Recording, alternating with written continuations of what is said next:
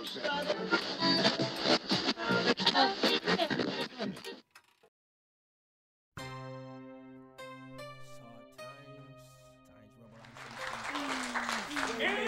that you see in the black community is there because white power wants it there. You see what you can't find in the black, can't find a hospital in the black community, you can't find a supermarket in the black community, you can't find a job in the black community, only thing you can find in the black community is alcohol, drugs, and drugs. Omali, the main friend in the entire world.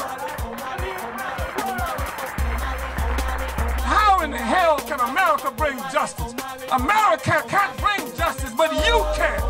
In this country right now, at least twice a week, 2 times a week, a white cop guns down, kills a black person. We've talked to you about so many different topics and whatnot, and you've obviously committed yourself to the struggle and to our liberation. At what point in your life did that decision become something that was definitive enough for you that you were all in? I mean, or were you? Did you choose it, or did it choose you? The struggle. That's interesting, and the way you put it is really important too, because it's something I've had to deal with, for much of my life. The reason I've had to deal with it is because I was very, very, very lucky. I was lucky to have been born when I was born. It was like in the 1940s, when a major change was happening in the world, when the Second Imperialist War was happening and this contention between all of the different powers to redivide the world, national liberation movements, China, India, all these places were happening, and without even being aware of it, this stuff had to impact my own development.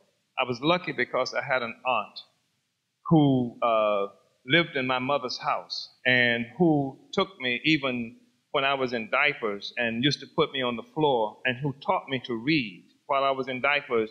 And what she taught me to read was the newspaper. That was my text, not look, Jane, look, watch, Dick, run, or something like that, but actual stories in the newspaper. I was lucky also because I had a grandmother who, when she would hear me, and did hear me, and I remember this distinctly as a small child, and the reason about the newspaper and reading is because most of us, through no fault of our own, have experiences that's limited to the communities that we live in. But reading as a child, I began to explore the world. I began to go out into the world, and so became acquainted with other kinds of ideas and things like that.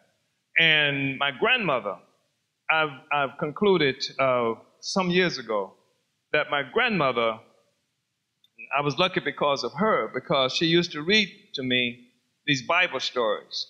And they were very specific Bible stories. And I'm convinced that it was political education that she was giving me.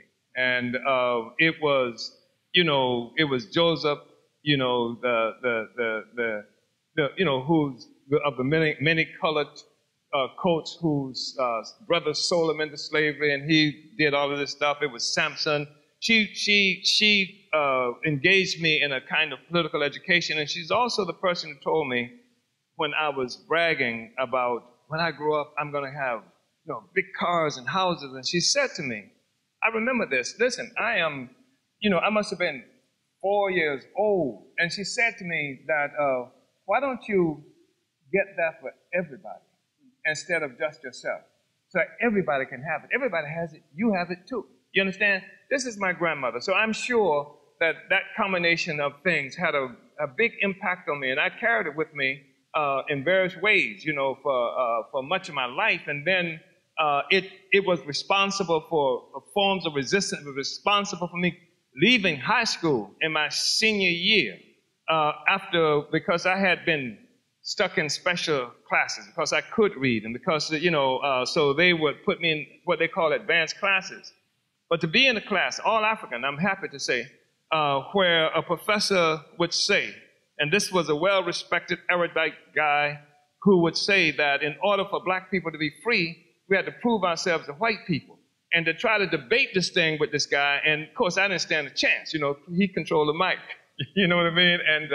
And plus, you know, he knew stuff. But that was a really striking thing. And you can tell it's striking because I still remember it. I remember all the things I'm mentioning to you are things I still remember. So they had some serious impact on me. And I quit school. And I quit school and I joined the U.S. Army.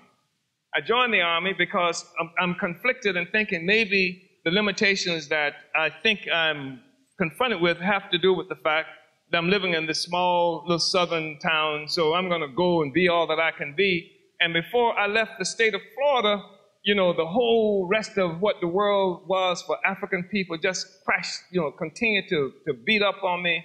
I was fortunate to be in Berlin, Germany. I was in Berlin, Germany when the wall was created there. I'm in a tank, an American tank. The first time in my life I've been in cold weather. I'm in Berlin, Germany, freezing. I thought literally that it was impossible for black people to live, you know, and weather that cold. And I'm in a tank, facing a Russian tank on the other side of the border, prepared to kill and die for, and for what, right? And I'm confronted with British troops who were providing training, who are just coming from Congo, who are talking about how in Congo they had to use special bullets. This is when they're killing Lumumba. How they had to use special bullets because the regular bullets just bounced off their heads. And he looks me straight in the face when he says this. I'm being educated rapidly, you know, and I've got this great foundation that I'm working with that I told you about from my childhood. And so these are things that really began to influence me. So by the time I left Berlin, they sent me to Georgia, to Fort Benning, Georgia. And the civil rights movement is raging. And I'm insane with anger. I've been had. As Malcolm said, you've been had, and I've recognized it. I was so angry. It's hard to tell you how angry. I wrote Kennedy a 13-page letter saying I want out of this. You know, there's no way in hell that I want to be a part of this. Didn't hear from Kennedy, but they sent all other kinds of forces. And finally, I began to contaminate the conscience of Africans on the base to such an extent they said, we're going to let you out. And they gave me a release date when they was going to let me go. And then they had a problem. They discovered must be later because I had a good record. They had to be able to justify letting me go. So they came up with court-martial charges that they were going to court-martial me just a few days before my release. And so that's how they were going to justify it. But that didn't work because I went and then I organized all the Africans in the whole battalion to be my witnesses at the trial. So they put me on trial, and I had all these Africans coming through, and I was questioning each of them in a way that contaminated the conscience of every African on the base, on the military base. So if they had convicted me, they would have had a rebellion on their hand, and so they had to find me not guilty. And then I came back to Florida, again, filled with rage. Malcolm used to say he's the angriest black man in America, but I was running a close second at least, you know.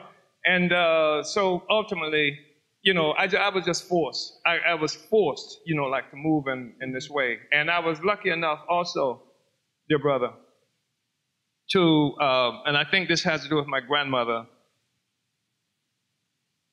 I was lucky enough to not be able to see an impoverished or brutalized or oppressed African, and especially African child, without seeing myself. I was lucky enough. Every time I see it, I see myself. And there was no way I could separate myself from that reality. So, I mean, those are some of the things, whether it makes sense or not. That's makes total sense. Yeah. Makes total sense. Yeah. I feel like, you know, there aren't many people who dedicate themselves to the extent that many of the people who we would call leaders do.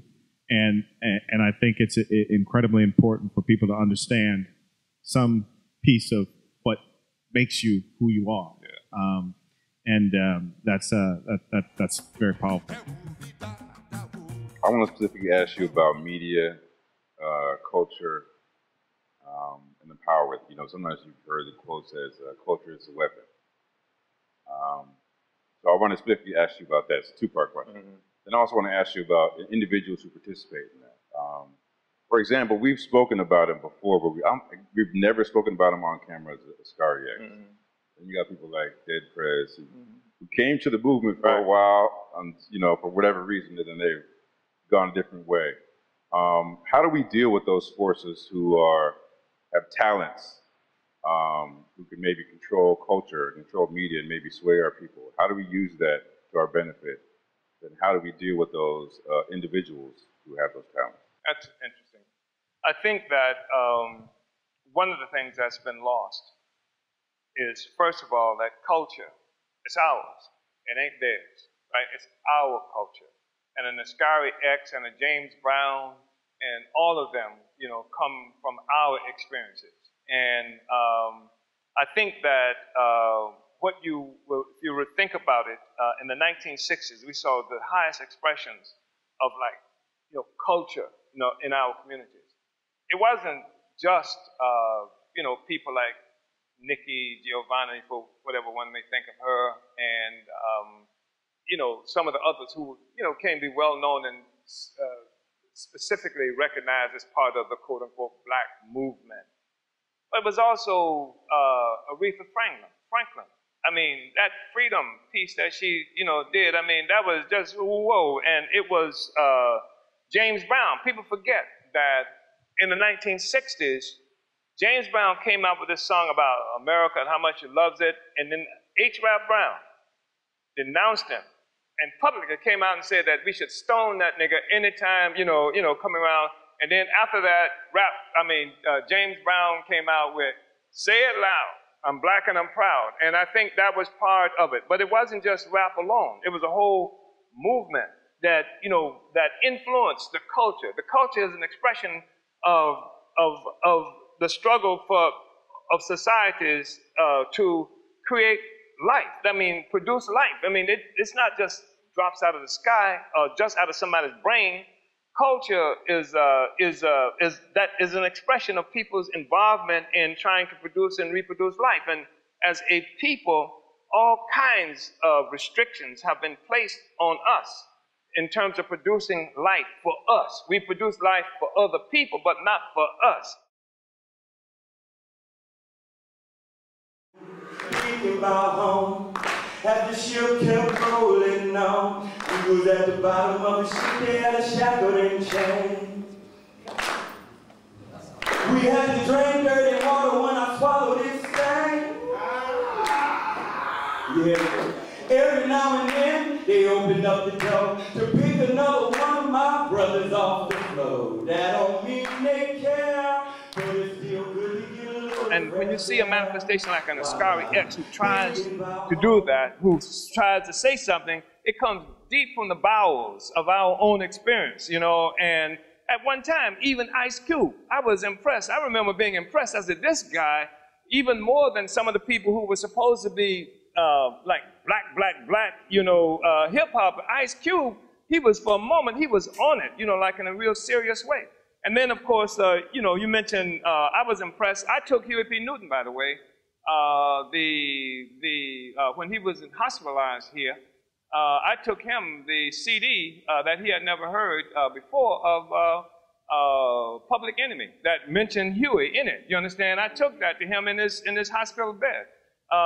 And so we began to hear that kind of stuff, and Dead Prez, who's, still, they try to do a little something. I have some differences with some of the stuff. I think my own view, and I can't speak as somebody who is, really knowledgeable about it, but I felt like that first piece they did was the defining Dead Prez, piece, and that's when they were very much into the movement.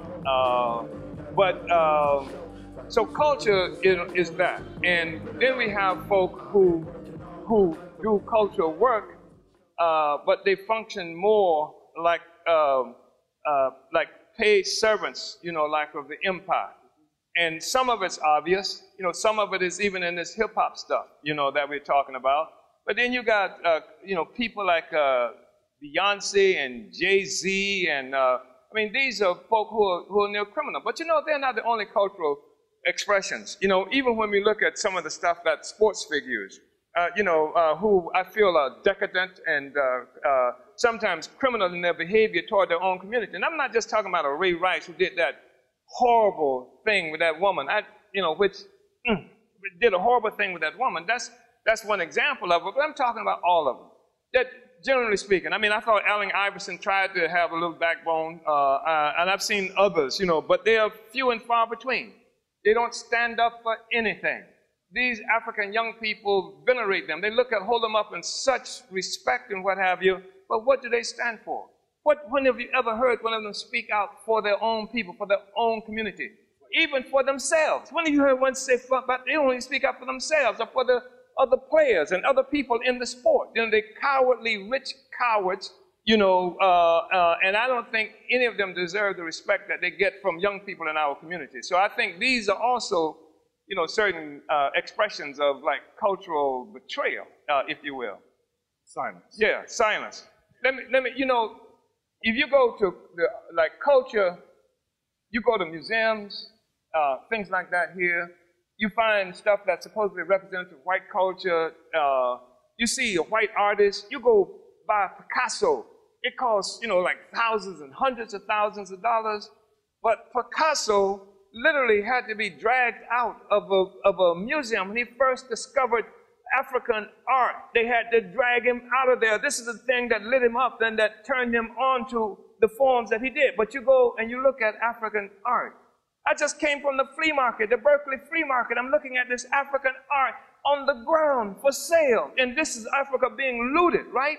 You see wonderful stuff. You can find it at places like some of these places like, these cheap department stores. Dollar stores, like Walgreens. You go in there and you find like African carvings, intricately done stuff. They made can openers out of it. They made stuff. And our culture is like a commodity just done just for sale. Art, as though this is for sale, they sell it. Generally speaking, is not being produced as a commodity. It's supposed to be something deeper and more profound about it, but not our stuff.